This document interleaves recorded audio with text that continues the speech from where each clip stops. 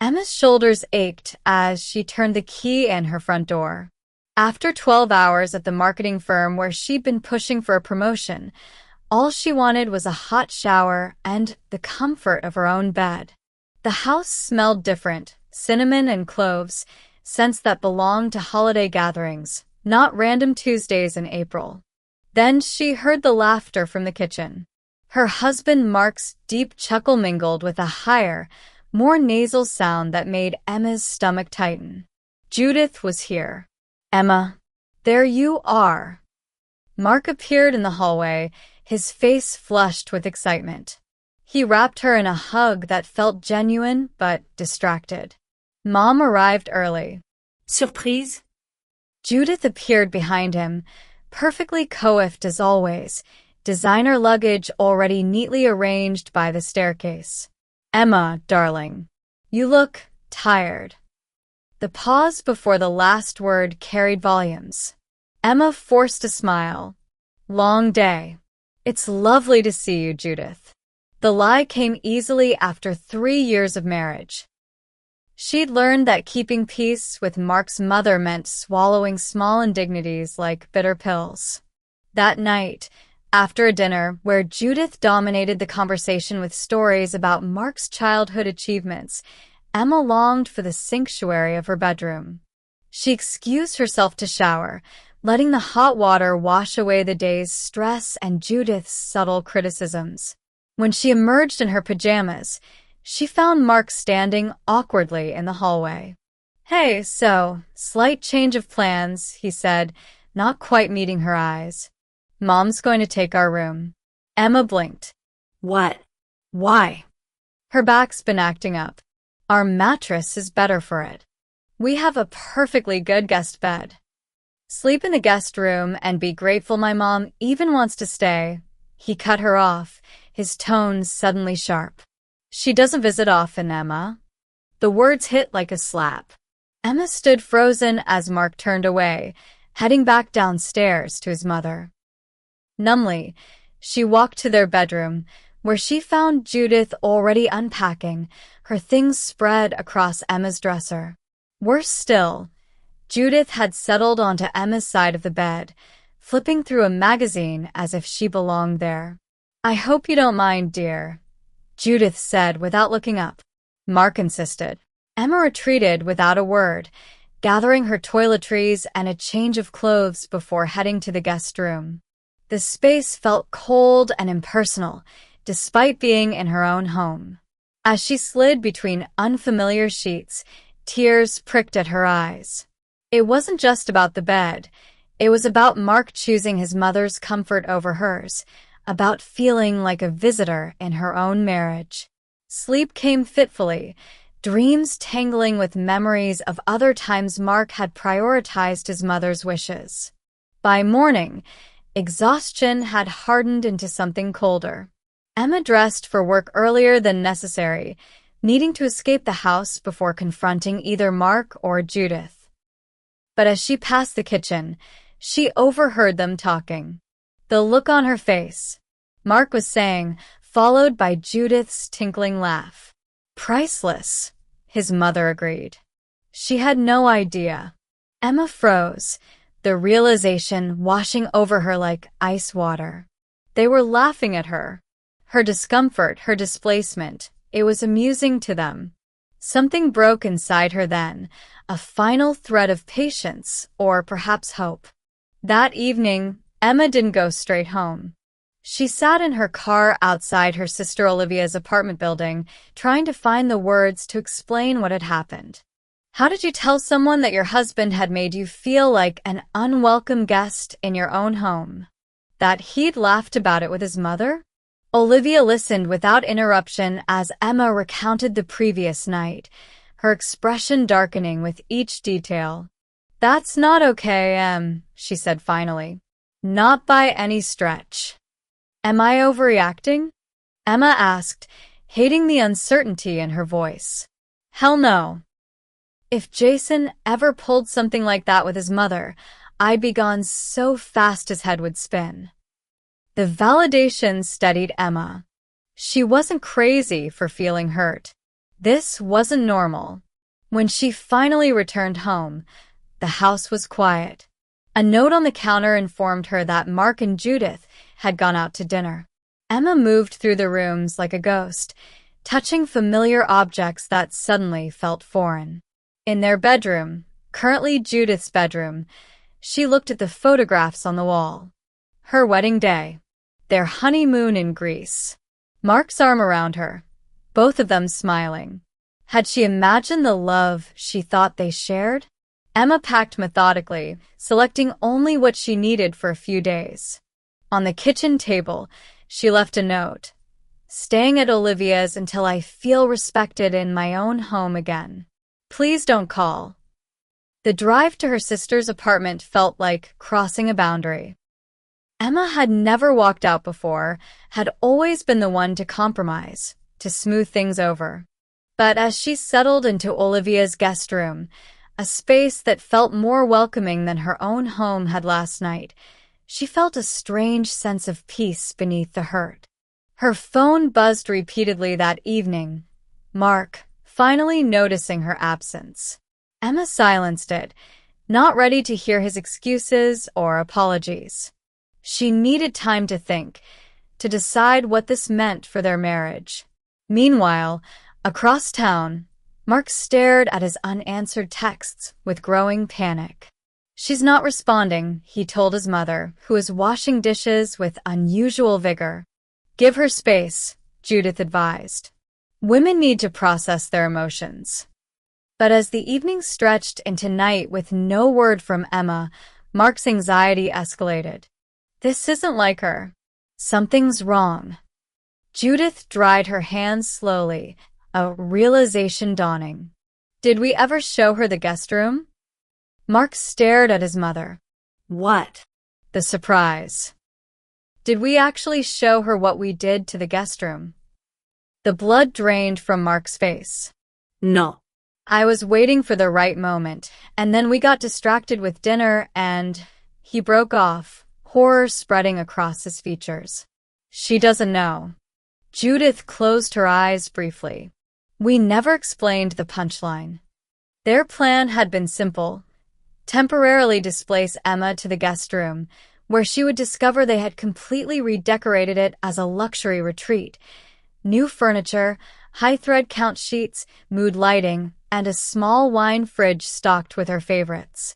It was meant to be a romantic surprise, a staycation space for Emma and Mark to enjoy long after Judith's visit ended.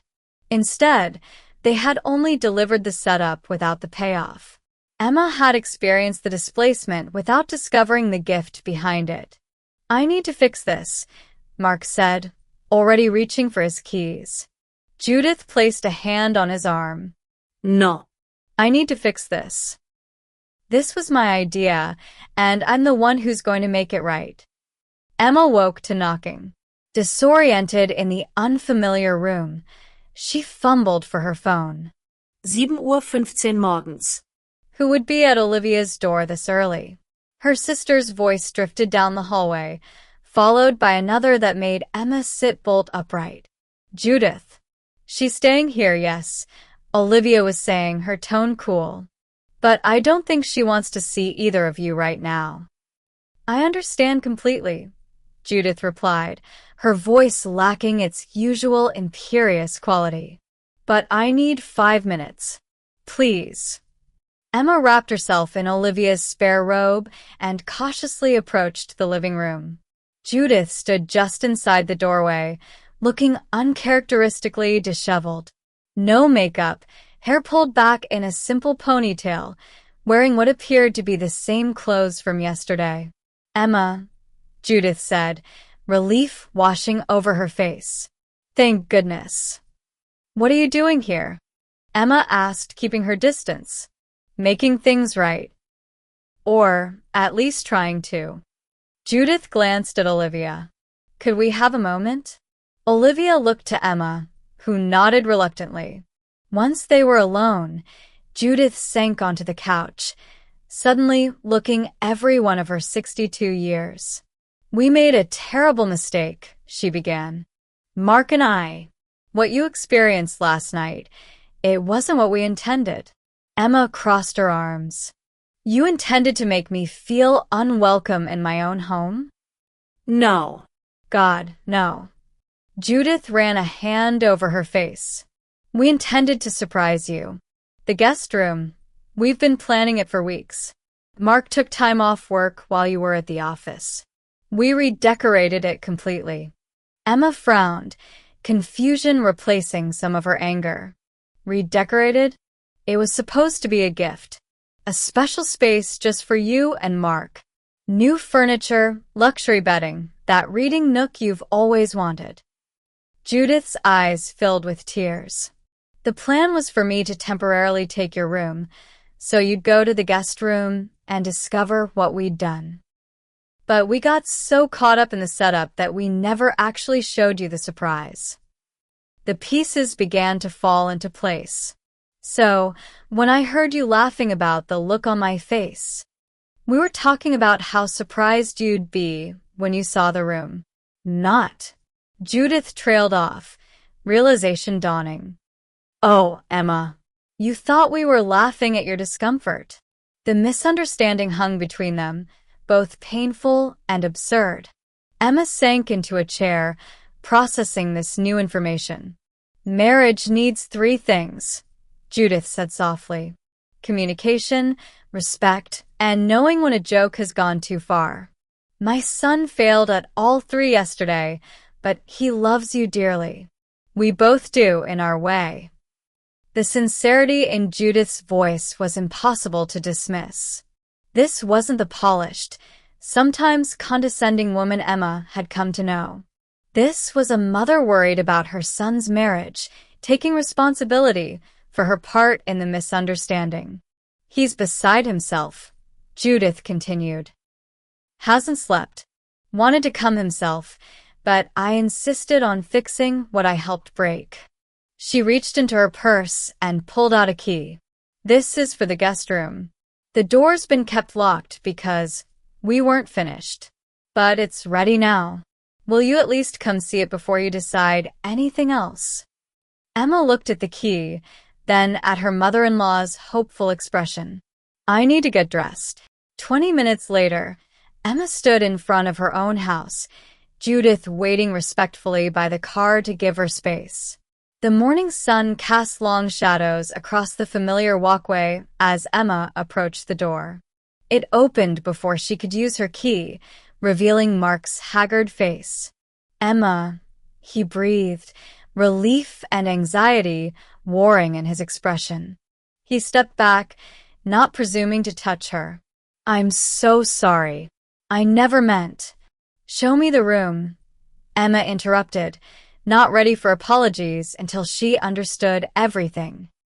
Mark led her upstairs to the guest room door, producing a matching key to the one Judith had given her. We were going to give you this last night after dinner. It was supposed to be a surprise. The lock clicked open, and Mark stepped aside, allowing Emma to enter first.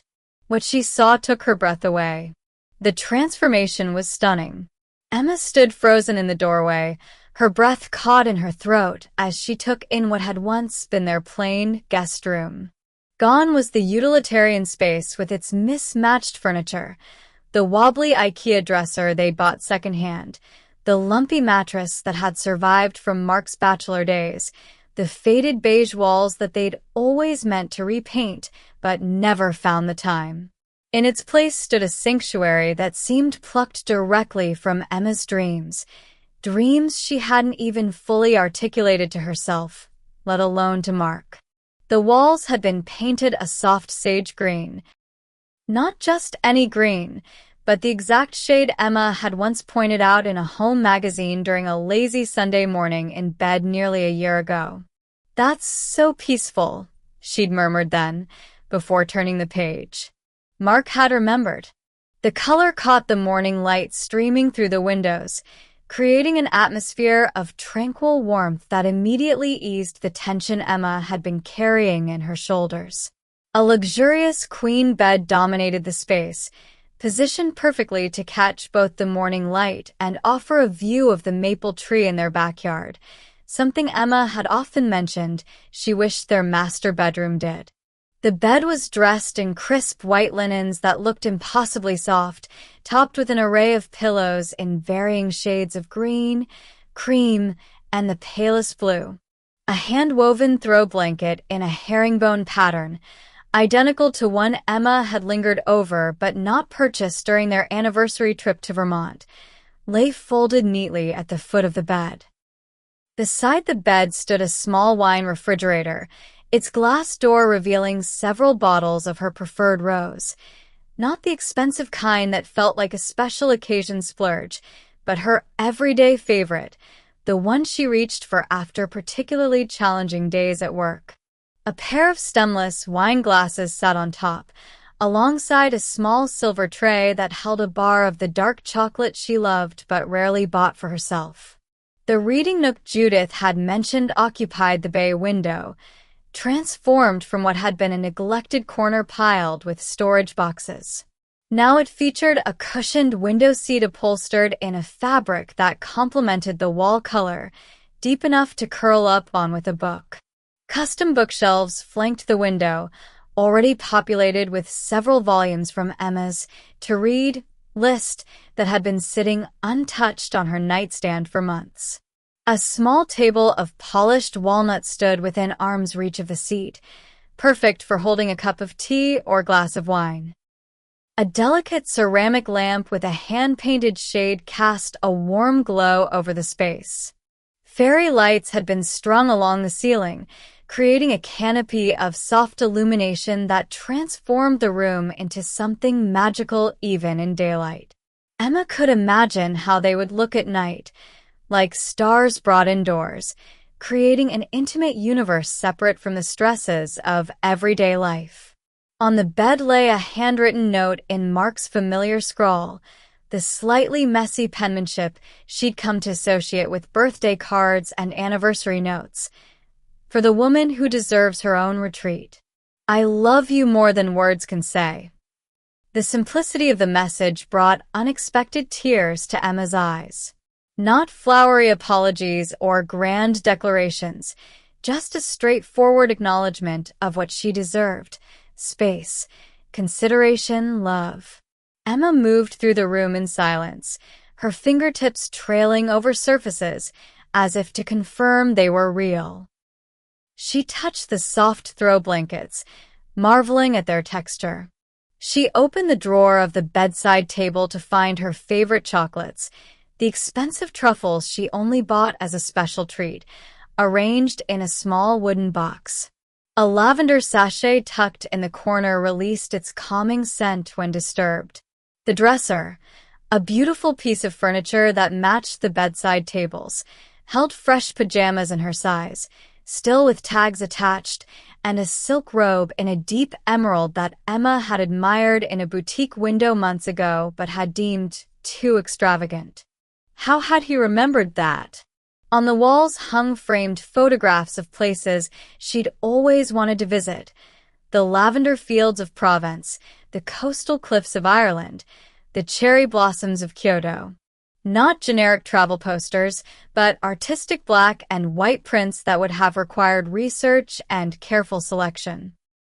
Between them hung a small watercolor of the lake where they'd had their first date, painted by a local artist Emma had mentioned admiring at a community fair last summer.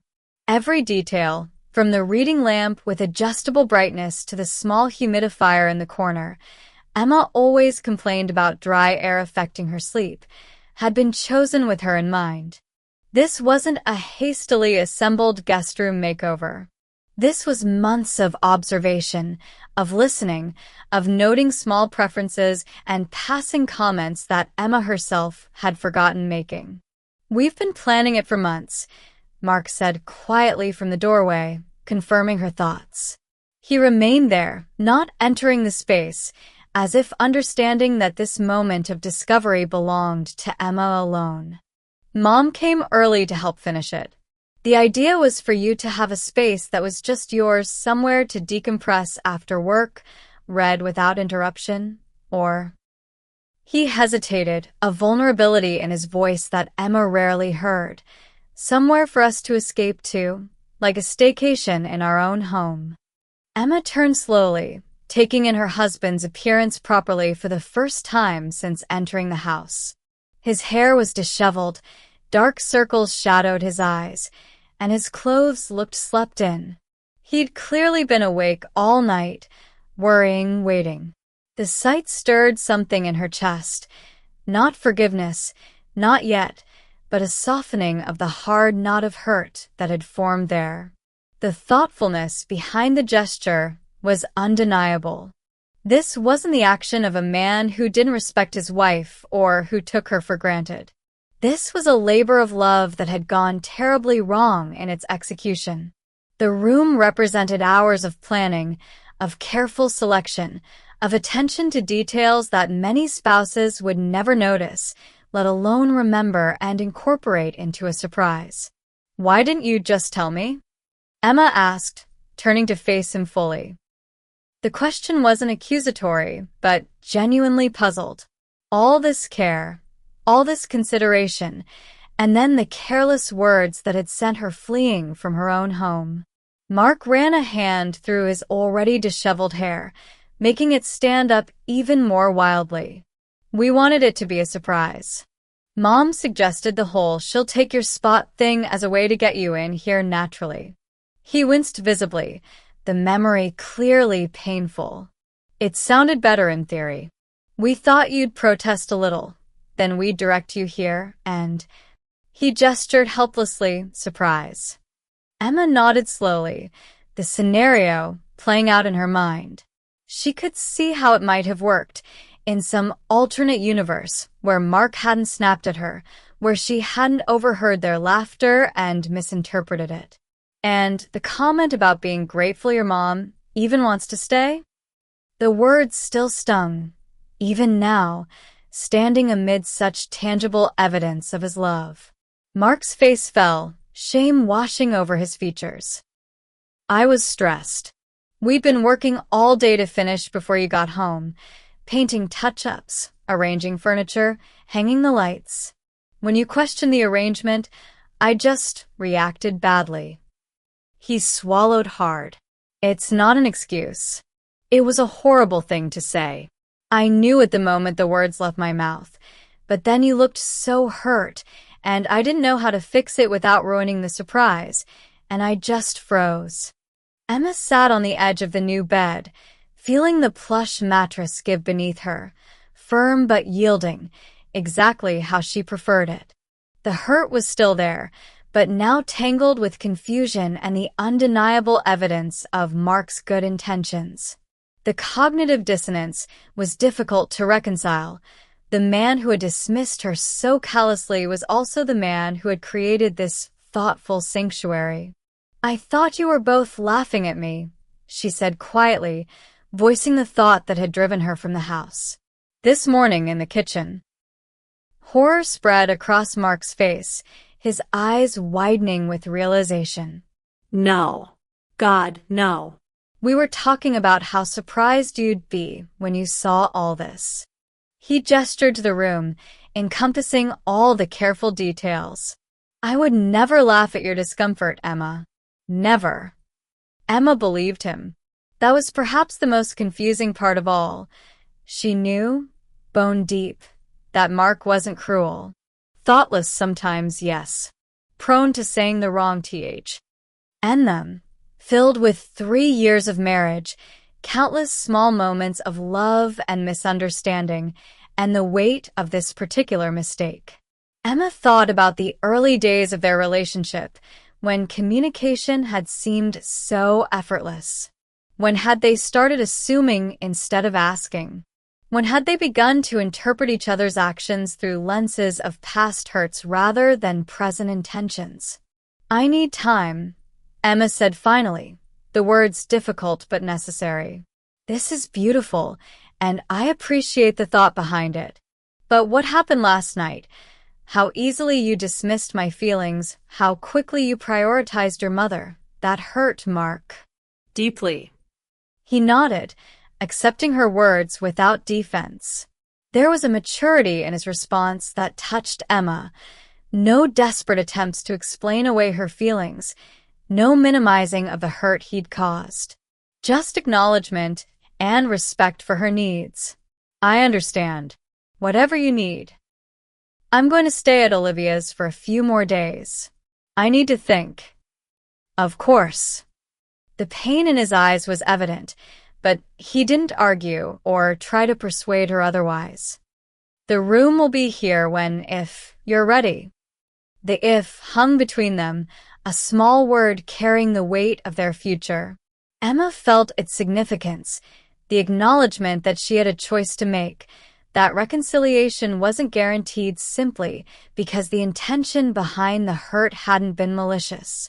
As Emma gathered a few more belongings from their bedroom, she found Judith had already moved her things back to the guest room, the original guest room, not the newly decorated one. The older woman was nowhere to be seen, having given them privacy for their conversation. This small act of consideration from a woman Emma had always perceived as somewhat self-centered was yet another surprise in a day full of them. Before leaving, Emma paused in the doorway of her surprise retreat, taking in the tangible proof of Mark's love. The fairy lights twinkled gently, casting soft shadows across the sage-green walls. Whatever happened next, she couldn't deny the care that had gone into creating this space for her. That counted for something, perhaps not enough to erase the hurt of his words, but enough to make her willing to try. "I'll call you," she told Mark as she left, a small olive branch in the midst of their conflict. Not a promise of reconciliation, but not a goodbye either. The days at Olivia's gave Emma the perspective she needed. Away from the immediate hurt, she could see the situation more clearly. Her sister, initially furious on her behalf, softened somewhat after hearing about the room. "It doesn't excuse what he said," Olivia maintained, "but it does explain it. And it shows he knows you, really knows you, in a way a lot of husbands don't bother to." Emma spent long hours walking in the park near Olivia's apartment, thinking about her marriage. Yes, Mark had handled things poorly. His comment had been dismissive and hurtful. But the intention behind the surprise had been loving, and his remorse seemed genuine. Was this incident a symptom of deeper problems, or simply a well-intentioned plan gone terribly awry? She thought about other conflicts in their marriage. The time Mark had forgotten an important dinner with her boss, the argument over whether to spend Christmas with his family or hers, the ongoing tension about when or whether to have children. In each case, they had eventually found their way to resolution, sometimes awkwardly, but always with a fundamental respect for each other's feelings. On the third night, Emma dreamed of the sage-green room. In the dream, she was sitting in the window seat, reading peacefully as rain pattered against the glass. Mark brought her tea, kissed her temple, and left her to her book without interruption. She woke with tears on her cheeks, missing him with an intensity that surprised her. On the fourth day, Emma received a text from Judith. "I'm leaving tomorrow. Whatever you decide about your marriage, please know I respect you deeply and am truly sorry for my part in hurting you." The message, devoid of Judith's usual subtle criticisms or expectations, felt like a turning point. Perhaps this misunderstanding had changed more than just Emma's perception of her husband. Perhaps it had also shifted something in her relationship with her mother-in-law, creating space for a more authentic connection. Emma replied simply, "Thank you, Judith. That means a lot." Later that evening, she called Mark. Their conversation was cautious but not cold, two people finding their way back to each other, step by careful step. He didn't pressure her to return home, didn't make promises he couldn't keep. Instead, he listened as she explained how his words had made her feel, not just in the moment, but in the context of their entire relationship with his mother. "I've always felt like I come second with her," Emma admitted. And in that moment, It felt like I came second with you, too. You don't, Mark said quietly. You never have. I just do a terrible job of showing it sometimes. They agreed to meet the following day, neutral territory, a coffee shop halfway between their house and Olivia's apartment. Emma hung up feeling lighter than she had in days, the path forward still uncertain but no longer shrouded in emotional fog. That night, she packed her bag, not yet sure if she would be returning to Olivia's afterward or going home. The uncertainty wasn't frightening anymore, but rather a space of possibility. Whatever happened next would be a choice, not a reaction. That alone felt like progress. When Emma finally returned home, she found Mark waiting anxiously in the living room. The house was spotless, not just tidied, but deeply cleaned in the way that spoke of hours of focused effort. The hardwood floors gleamed, the windows sparkled, and even the baseboard showed evidence of careful attention. The scent of lemon polish mingled with something savory coming from the kitchen. Dinner was cooking. She could hear the gentle bubbling of a pot on the stove, smell the familiar aroma of her favorite pasta sauce, the one Mark had learned to make from his Italian grandmother, and that required hours of simmering to achieve its rich depth of flavor. A bouquet of her favorite wildflowers, not roses or lilies or anything conventionally romantic, but the meadow blooms she'd always preferred, sat on the coffee table, arranged in the blue ceramic vase they'd bought together at a craft fair during their honeymoon. These weren't grand gestures designed to sweep away hurt with their magnificence. They were intimate ones, speaking to the specific knowledge that comes from years of shared life, knowledge of preferences and comforts, of what constitutes home for one particular person. I wasn't sure you'd come back, Mark admitted, rising from the couch but keeping his distance, respecting the invisible boundary between them. His eyes searched her face, hope and fear warring in his expression. He would accept whatever she decided, Emma realized. If she turned and walked out again, he would let her go, not because he didn't care, but because he respected her enough to give her that choice. I wasn't sure either, Emma replied honestly, setting her bag down by the door. Not carrying it upstairs yet, not making any definitive statement about staying. But 3 years of marriage deserves more than walking away over one mistake, even a big one. The relief that washed over Mark's face was palpable, but tempered with caution. He knew, as she did, that her return didn't erase what had happened or guarantee that they could move past it. I made your grandmother's pasta sauce, he said, a peace offering of familiar comfort. And there's that sourdough bread you like from the farmer's market. No pressure to eat together, though. I can fix you a plate to take upstairs if you'd prefer. The consideration in the offer, acknowledging her potential need for space without making her feel guilty for it, touched Emma deeply. This was the Mark she'd fallen in love with, the one who noticed what she needed sometimes before she recognized it herself. Let's eat together, she decided. We need to talk, and I'm starving. Over dinner, they talked more openly than they had in months. The conversation flowed naturally from the immediate issue to broader patterns in their relationship. They discussed boundaries with Judith. How Mark's desire to please his mother sometimes came at Emma's expense, how Emma's reluctance to confront the older woman directly had allowed resentments to fester.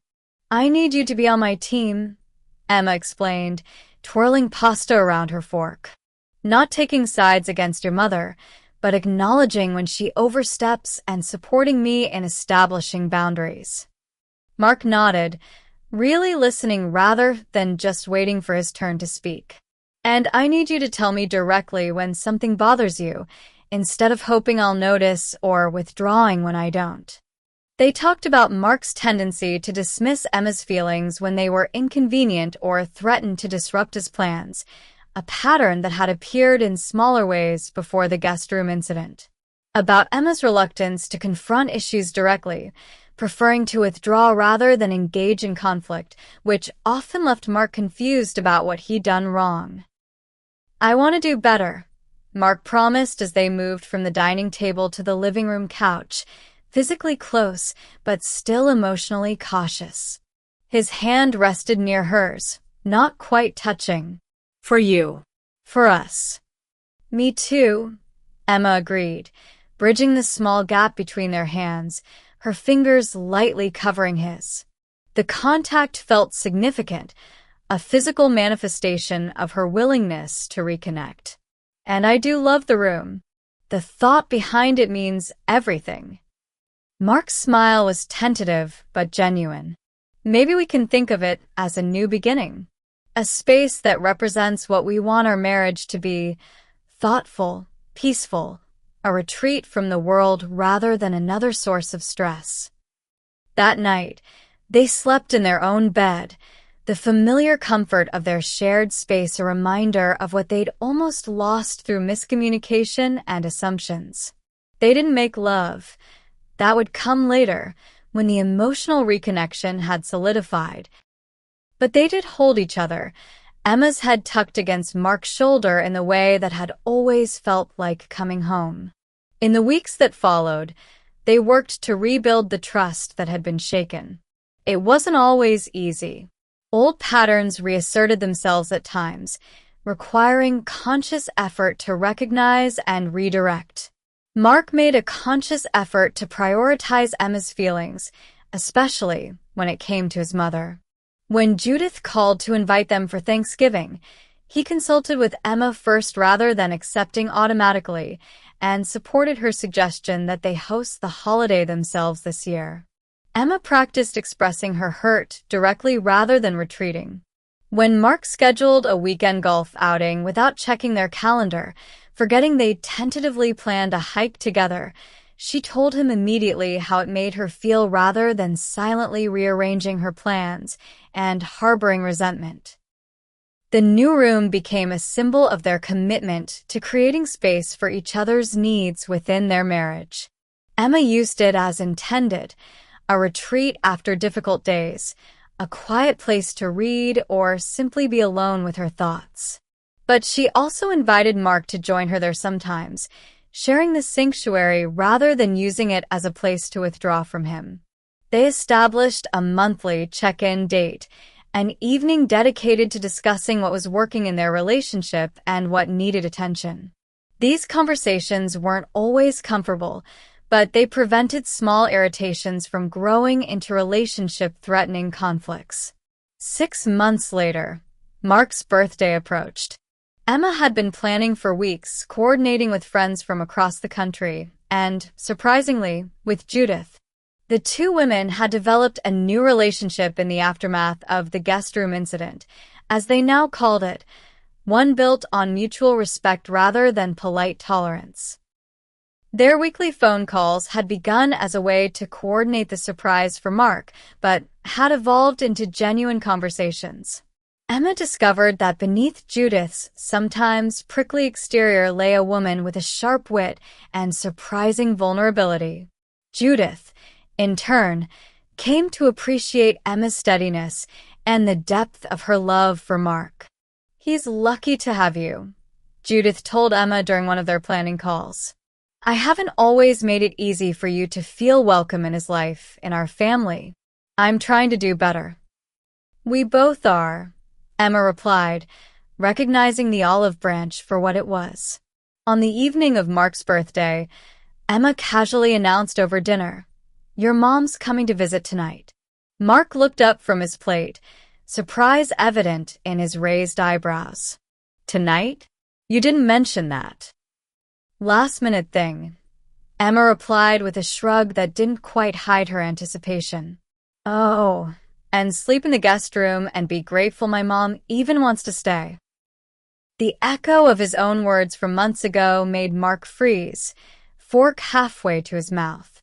For a moment, Emma worried she'd miscalculated, that the reference was still too painful. Then he caught the twinkle in her eye, the barely suppressed smile, and his expression shifted from shock to curiosity. Which guest room? He asked cautiously, playing along. You'll have to see, won't you? Curious and slightly apprehensive, Mark made his way upstairs later that evening. Emma had sent him to shower and change while she tidied up, a transparent excuse that he accepted with good humor. When he opened the door to what they now called Emma's retreat, he was met with darkness. Then the lights flicked on, not just the fairy lights that normally adorned the ceiling, but additional strands that had been strung across the walls. The room was filled with people. College friends who had flown in from Seattle, his cousin from Boston, colleagues from his first job, and yes, his mother, all shouting surprise in unison. The room had been temporarily transformed into a party space, with a bed pushed against one wall to create an open area. Balloons in Mark's favorite colors floated near the ceiling, streamers draped from the bookshelves, and a table laden with gifts occupied the corner where the reading nook usually stood. A banner hung across the window seat. Happy birthday to the man who gives the best surprises, even when they go wrong. Mark stood speechless, taking in the faces of people he hadn't seen in years, all gathered to celebrate him. Some had traveled thousands of miles, rearranged work schedules, hired babysitters, all to be here for this moment. Emma appeared at his side, slipping her arm around his waist, her face alight with the pleasure of a surprise successfully executed. "How did you manage this?" he asked, still stunned by the gathering. "I had help." Emma nodded toward Judith, who stood near the impromptu bar they'd set up on the dresser. His mother raised her champagne glass in acknowledgement, a smile softening her usually composed features. "Turns out your mom is pretty good at keeping secrets when it matters." The party lasted well into the night, filled with laughter, reminiscences, and the kind of deep connection that comes from shared history. Mark's college roommate told embarrassing stories from their freshman year.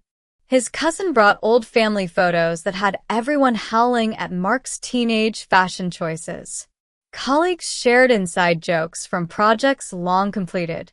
Through it all, Emma watched her husband, the way his face lit up with each new arrival, how he threw back his head when he laughed, the gentle way he kept checking in with her across the room, as if to say, "Can you believe this? Did you do all this for me?" As the last guests departed, some to hotels, others to air mattresses set up in the living room, Mark pulled Emma into a tight embrace in the hallway outside their bedroom. "That was incredible," he murmured against her hair, his voice thick with emotion. "Thank you." "Consider it karma," she replied with a smile, reaching up to touch his face. "The good kind." Later, as they lay in bed together, pleasantly exhausted from the evening's festivities, Mark traced lazy patterns on Emma's arm with his fingertips. The house was quiet around them, punctuated only by the occasional creak of floorboards as overnight guests settled in downstairs. "So, sleep in the guest room is our family code now?" "For unexpected blessings?" he asked, his voice soft in the darkness. "Something like that," Emma agreed, nestling closer to his warmth. A reminder that sometimes the best things come from our biggest misunderstandings. In the year that followed, the phrase became their private shorthand for surprises both planned and spontaneous. When Emma received her long-awaited promotion, Mark left a note on her pillow, "Sleep in the guest room tonight."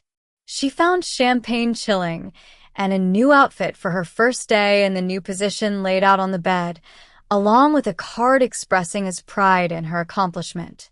When Mark was stressed about a work project, Emma texted him midday, "Guest room, 7 p.m. He came home to find she'd arranged an impromptu massage session to help him relax, complete with scented candles and soft music playing from hidden speakers. Even Judith adopted the phrase. On their anniversary, a package arrived containing luxury bathrobes monogrammed with their initials and a card that read simply, for your guest room adventures. Love, Mom. The gift acknowledged both their privacy as a couple and their shared history, a delicate balance that showed how far their relationship had evolved. What had begun as a hurtful misunderstanding had transformed into a family tradition, a reminder that communication could bridge even the widest gaps of misperception. The guest room, both the physical space and the concept it represented, had become a symbol of their commitment to understanding each other, to finding joy in the unexpected, and to transforming potential conflict into deeper connection. As Emma often reflected, sometimes the most meaningful traditions grow from our most painful moments, if we're brave enough to stay, to listen, and to find the blessing hidden within the misunderstanding. Their marriage wasn't perfect. No relationship ever is, but it was stronger for having been tested, more intentional for having nearly been lost. On difficult days, when work stress or family obligations threatened to pull them into old patterns, one of them would inevitably whisper, "Guest room?" It was both question and answer, problem and solution. A single phrase that contained their entire journey from hurt to healing, from misunderstanding to deeper love. If you enjoyed this story about misunderstandings turned into blessings, please like this video and subscribe to our channel for more emotional relationship stories. Share with a friend who might need a reminder that sometimes our biggest relationship challenges can become our most meaningful traditions. What would you have done in Emma's situation? Let us know in the comments below.